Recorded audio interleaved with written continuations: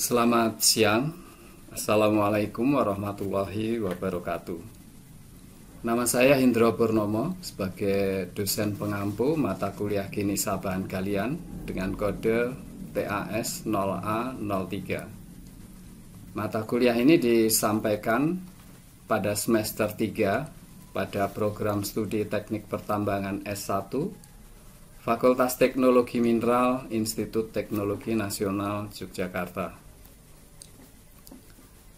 Deskripsi singkat mata kuliah ini bahwa mata kuliah Genisa Bahan Galian bertujuan untuk memberikan pengetahuan tentang proses pembentukan dan model genetik endapan bahan galian baik primer maupun sekunder, serta dapat mengaplikasikan dalam industri pertambangan khususnya dalam bidang eksplorasi mineral. Materi perkuliahan akan lebih ditekankan pada tipe-tipe endapan bahan galian mineral logam dan batu bara yang ada di Indonesia, meliputi tipe endapan placer, endapan sedimenter, dan endapan hidrotermal. Metode perkuliahan dilaksanakan dengan pendekatan student-centered learning. Penilaian berbasis kompetensi dilakukan berdasarkan partisipasi aktif mahasiswa, dan ujian kompetensi meliputi ujian tengah semester dan ujian akhir semester, serta portofolio tugas-tugas. Kemampuan akhir tiap tahapan belajar atau sub-CPMK meliputi yang pertama adalah mahasiswa memahami pengertian genisa bahan galian dan hubungannya dengan industri pertambangan. Kemudian yang kedua, mahasiswa mampu membedakan proses pembentukan endapan placer emas dan endapan placer besi, serta mampu mengklasifikasikannya. Kemudian yang ketiga, mahasiswa mampu menjelaskan proses pembentukan latrit nikel dan latrit boksit, serta mahasiswa mampu menerapkan model jebakan latrit nikel dan latrit boksit.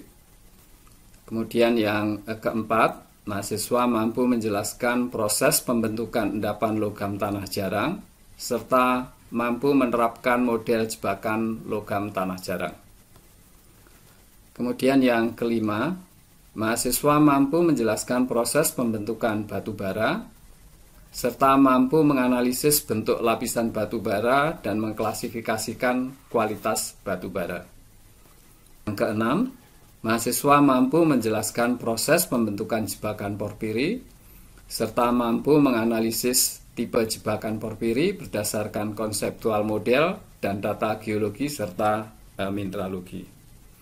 Kemudian yang ketujuh, mahasiswa mampu menjelaskan proses pembentukan jebakan skarn, serta mampu menganalisis tipe jebakan skarn berdasarkan konseptual model dan data geologi serta data mineralogi.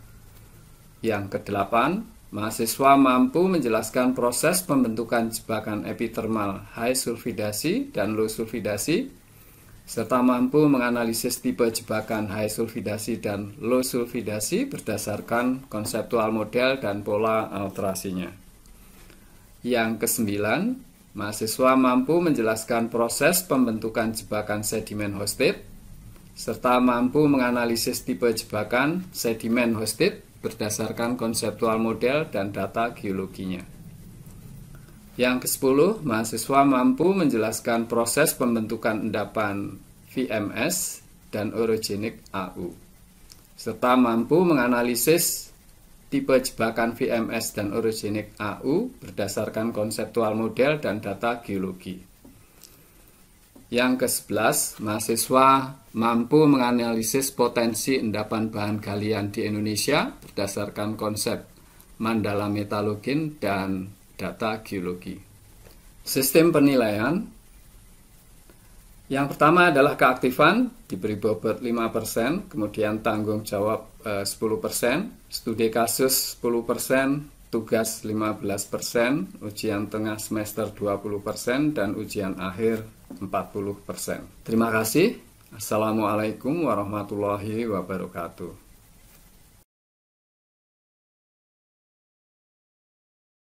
Baik, terima kasih atas kehadirannya. Selamat siang, Assalamualaikum warahmatullahi wabarakatuh. Siang ini kita akan berdiskusi tentang jebakan epitermal low sulfidasi.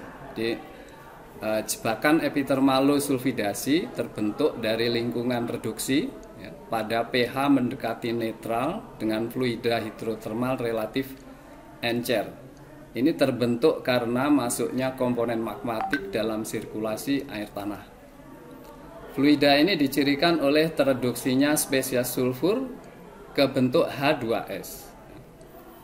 Kemudian fluida hidrotermal berubah menjadi lebih encer secara progresif dengan bertambahnya jumlah air tanah selama pergerakan fluida menjauh dari sumber panas intrusi. Nah, karena intrusi fluida yang bersifat encer dengan pH mendekati netral sehingga kandungan sulfidanya tidak terlalu banyak.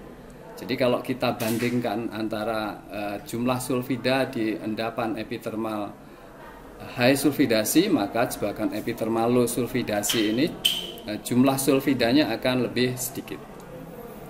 Jebakan mas epitermal low sulfidasi terbentuk pada kedalaman antara 0, jadi bisa terjadi di permukaan, sampai kedalaman 1000 meter pada temperatur 50 sampai 250 derajat Celcius. Jadi ini terbentuk pada temperatur rendah ya, berbeda dengan jebakan porfiri. Jebakan porfiri terbentuk pada temperatur 400 sampai 500 derajat Celcius. Ini diagram menunjukkan perbedaan antara endapan epitermal low sulfidasi dengan jebakan epitermal high sulfidasi. Di gambar sebelah kanan ini menunjukkan bahwa ini adalah jebakan epitermal high sulfidasi, di mana fluida atau larutan sisa magma itu bergerak naik melewati channel atau melewati rekahan yang dikontrol oleh struktur, dan pada kondisi yang asam, yaitu pada pH antara 2 sampai 3. Dan dia terjebak pada batuan yang mempunyai porositas dan permeabilitas yang sesuai, sehingga larutan sisa magma atau larutan hidrotermal itu terjebak dan terjadi mineralisasi pada kondisi asam. Oke.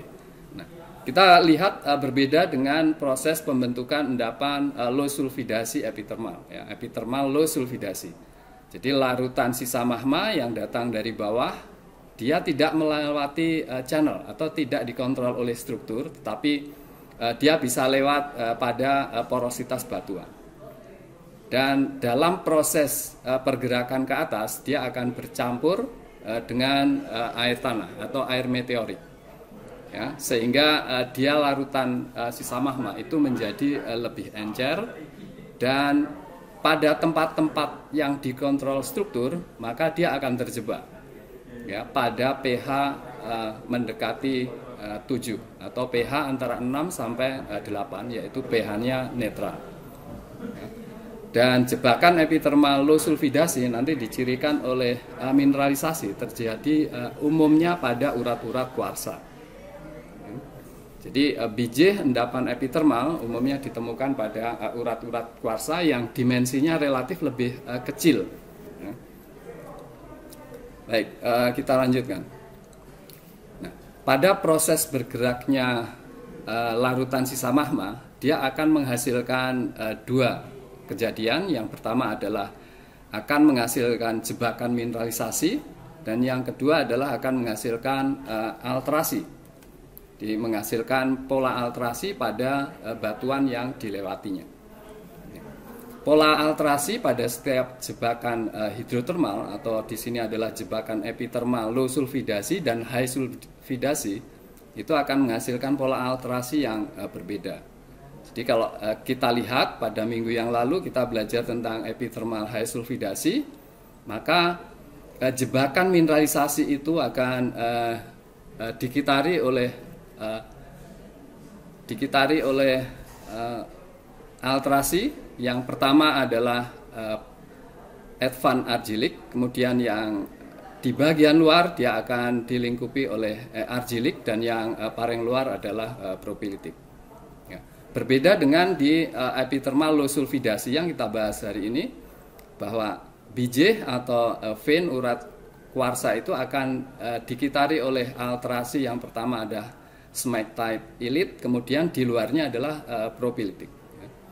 Jadi ada perbedaan pola alterasi. Nah, alterasi ini dipengaruhi oleh kondisi pH dan temperatur.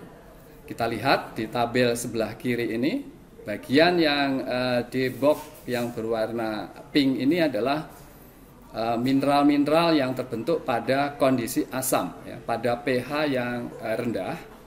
Kemudian yang di box warna hijau ini pada kondisi netral. Ya.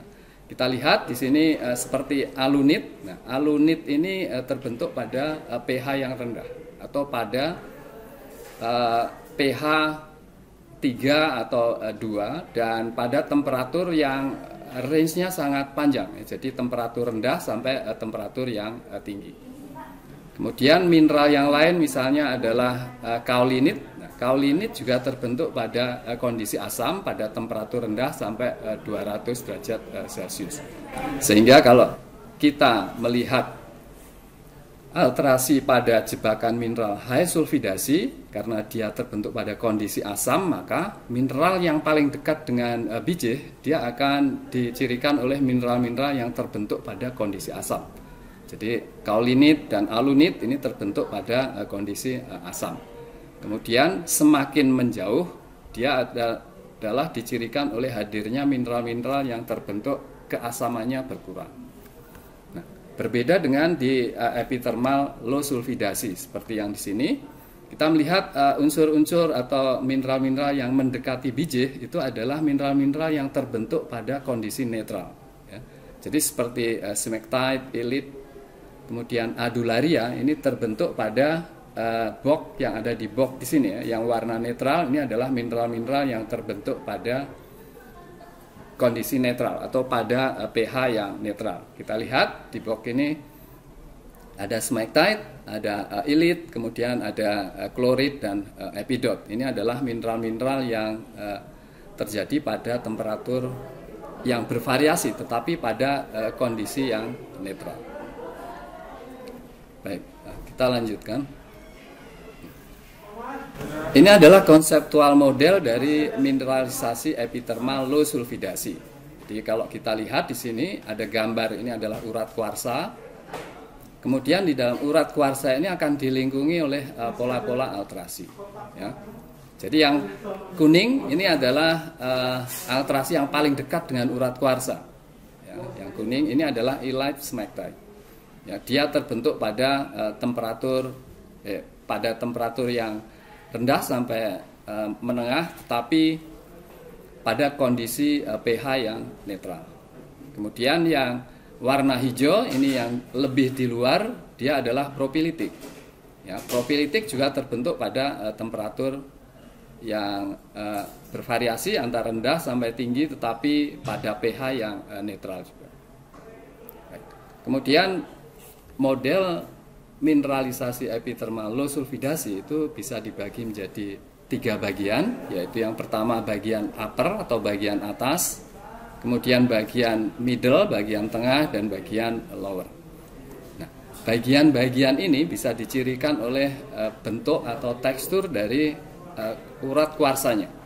Ya, bagian yang atas ini dicirikan oleh chalcedonic superzone.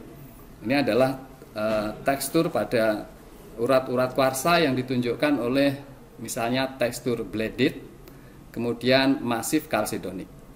Selain itu, kuarsa yang ada di sini sering bercampur dengan karbonat. Kemudian yang di bagian tengah adalah crustiform coliform superzone. Ini dicirikan oleh tekstur crustiform dan coliform dan mousse. Jadi tekstur mousse. Tekstur-tekstur ini menunjukkan bagian tengah dari model mineralisasi epithermal low sulfidasi. Kemudian yang bagian bawah, jadi dari sini ke bawah, ini dicirikan oleh tekstur yang disebut dengan crystalline superzone. Jadi di sini kuarsanya dia lebih cenderung masif atau kristalin. Jadi teksturnya relatif tidak jelas seperti yang ada di bagian tengah dari sistem mineralisasi. Baik, jadi kita bisa membedakan bagian atas, bagian tengah, dan bagian bawah itu berdasarkan tekstur mineralisasi. Kemudian bagian-bagian dari sistem epithermal low sulfidasi ini juga dicirikan oleh kandungan unsur yang terdapat di dalam vein tersebut atau di dalam batuan di sekitar vein tersebut. Bagian upper atau bagian atas itu dicirikan oleh munculnya kadar merkuri. Jadi di dalam sistem epithermal low sulfidasi, di bagian atas itu akan hadir merkuri atau Hg. Kemudian agak ke dalam kita akan jumpai Sb atau antimoni. Kemudian lebih ke dalam ya, sampai dari bagian upper sampai di bagian middle ini muncul arsenik. Kemudian mulai bagian dari middle, bagian tengah dari sistem mineralisasi ini akan muncul perak dan emas ya. Kemudian pada bagian bawah emas kemudian perak dia akan menurun kadarnya kemudian menghilang dan digantikan oleh kehadiran base metal ya. Base metal itu Cu, Pb, Zn kemudian Fe. Nah, itu kira-kira model mineralisasi pada epithermal low sulfidasi. Jadi kita bisa bagi menjadi dua bagian, bagian atas kemudian bagian tengah, kemudian bagian bawah. Dan mineralisasi emas itu banyak atau sebagian besar ditemukan atau yang kadarnya tinggi itu adalah di bagian tengah ya, di bagian middle. Kalau kita lihat di sini dari tabelnya ini, kita lihat bahwa emas itu kehadirannya akan banyak mulai dari bagian tengah ya, di bagian tengah dia banyak, kemudian begitu masuk ke bagian bawah atau bagian bawah dari sistem, emas akan berkurang. Di sini disimbolkan dengan tanda strip-strip. Baik, ada pertanyaan sampai di sini?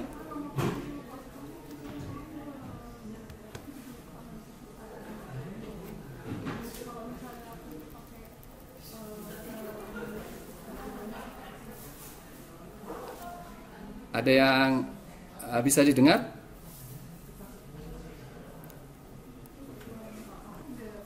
Bisa, Pak. Oh ya, baik. Baik, ada pertanyaan? Silakan.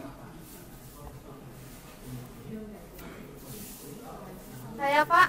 Oh ya, silakan. Namanya siapa? Ya. Nama saya Nika Deko Hilaningsi dengan NIM 7100210060. Untuk pencari mineral dari endapan epithermal itu apa ya, Pak? Dan kenapa pada LS kaulinit alunit jarang ditemui dan pada HS aduaria kalsit yang jarang, Pak? Oke, baik. Jadi endapan epithermal dibagi dua. Jadi endapan mineralisasi itu ada yang disebut dengan mesothermal, hipothermal, dan epithermal. Kedua endapan ini, epithermal high sulfidasi dan low sulfidasi, itu adalah jebakan mineralisasi yang nilai ekonomisnya pada emas dan perak pada low sulfidasi. Kemudian yang pada high sulfidasi itu adalah emas dan tembaga. Nah, mineralisasi yang tadi sudah disinggung bahwa mineralisasi di sekitar zona mineralisasi atau batuan di sekitar zona mineralisasi dia akan terjadi alterasi ya, karena ada perjalanan larutan sisa magma. Larutan sisa magma itu panas. Jadi larutan itu kalau menyentuh batuan di sekitarnya akan berubah ya, batuan di sekitarnya akan berubah menjadi mineral-mineral yang baru. Nah, mineral-mineral yang baru itu tergantung pada temperatur dan pH-nya ya. Jadi kalau lingkungan itu pH-nya asam, maka dia akan menghasilkan mineral-mineral yang terbentuk pada lingkungan asam. Kalau di lingkungan high sulfidasi itu adalah lingkungannya asam, sehingga batuan-batuan yang di sekitar biji atau di sekitar tempat yang dilalui oleh larutan hidrotermal tadi, lingkungannya juga menjadi asam. Dan mineral-mineral yang terbentuk pada temperatur asam itu adalah diantaranya adalah alunit. Alunit dan kaolin itu bisa terbentuk pada lingkungan yang asam. Nah, berbeda dengan epithermal low sulfidasi yang seperti dijelaskan ini, epithermal low sulfidasi terbentuk pada kondisi pH-nya mendekati netral atau pH-nya netral karena pH-nya antara 7 sampai 8. Nah, pada pH netral itu akan terbentuk mineral-mineral yang cocok, dia terbentuk pada kondisi netral. Ya. Jadi diantaranya adalah misalnya ada elite smectite. Ya. Elite smectite itu terbentuk pada kondisi pH yang netral. Kemudian di dekatnya ada klorid dan epidot. Klorid dan epidot itu juga mineral-mineral yang dapat terbentuk pada kondisi netral. Jadi itu yang membedakan kenapa alterasi di lingkungan jebakan mineralisasi high sulfidasi itu berbeda dengan low sulfidasi. Oke, bisa ditangkap?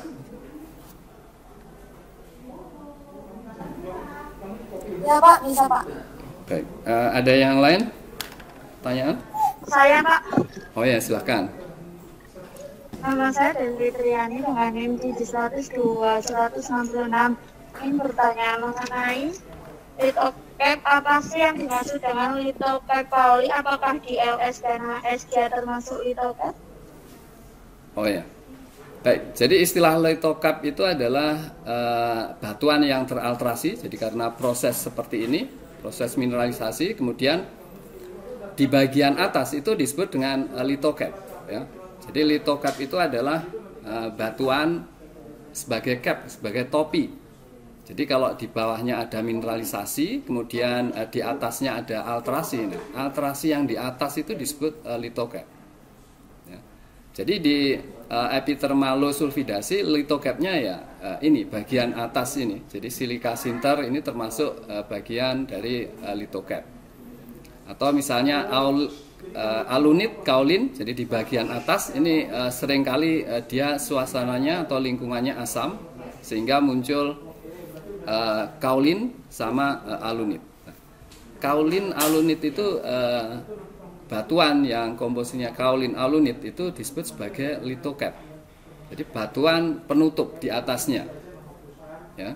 Sama juga kalau di epithermal high sulfidasi. Jadi kalau high sulfidasi itu ada mineralisasi kemudian ditutup, dilingkupi atau dibungkus oleh alterasi advan argilik. Ya, kemudian luarnya lagi argilik, kemudian baru di luarnya propilitik. Nah, seringkali advan argilik itu menutup di bagian atas dari mineralisasi high sulfidasi. Nah, batuan-batuan atau mineral yang menutup di bagian atas dari mineralisasi itu disebut dengan litocap. Oke, jelas ya? Iya Pak. Oke, baik, kita lanjutkan. Ini adalah urat kuarsa yang biasa kita temukan di epithermal low sulfidasi. Ini yang disebut dengan tekstur calm, kemudian ini crystalline zone. Kemudian ini coliform bending, kemudian crustiform bending, kemudian ini crustiform coliform, kemudian ini cockade. Nah, ini adalah tekstur-tekstur urat kuarsa yang ada di bagian tengah dari sistem. Oke. Baik, kemudian ini adalah bagian masif Caledoni, ini adalah di bagian atas dari sistem. Ini lattice bladed juga sering kita lihat di bagian atas dari sistem. Dan ini banded chalcedony juga banyak di bagian atas dari sistem. Jadi mineralisasi di low sulfidasi itu yang banyak di bagian tengah dari sistem. Jadi di bagian ini ya, tekstur-tekstur seperti ini. Baik, kita lanjutkan.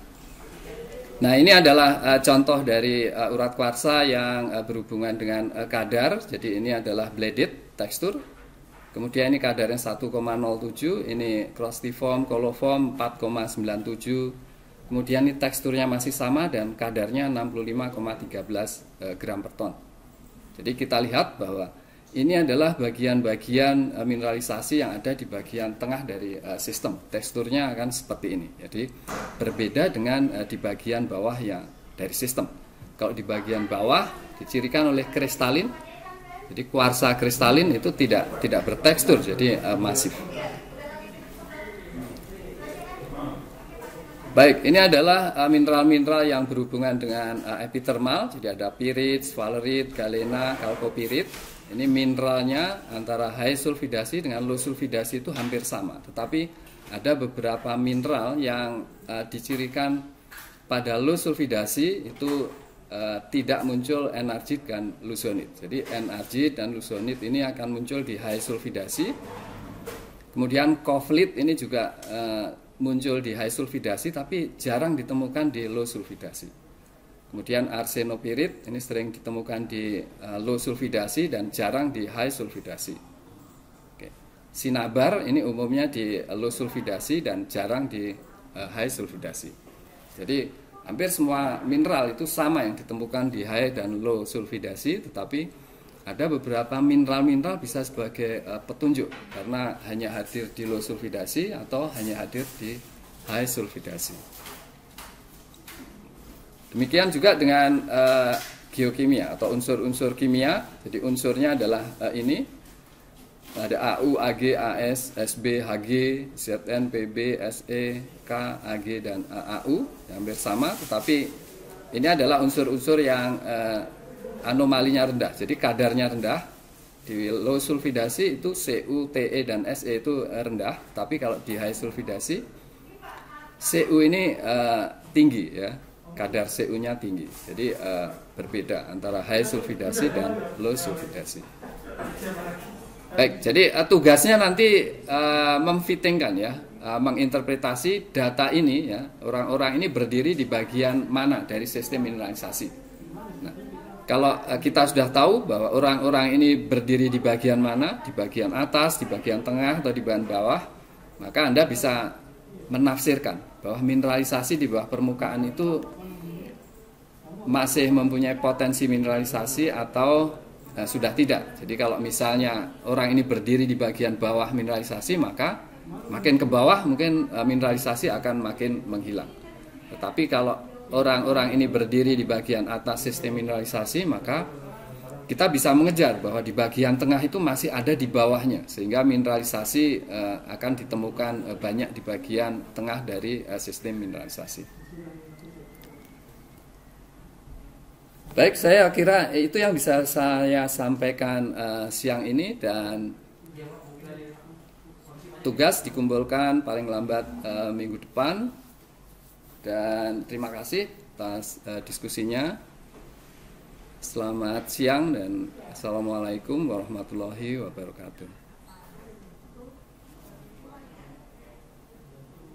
Waalaikumsalam warahmatullahi wabarakatuh.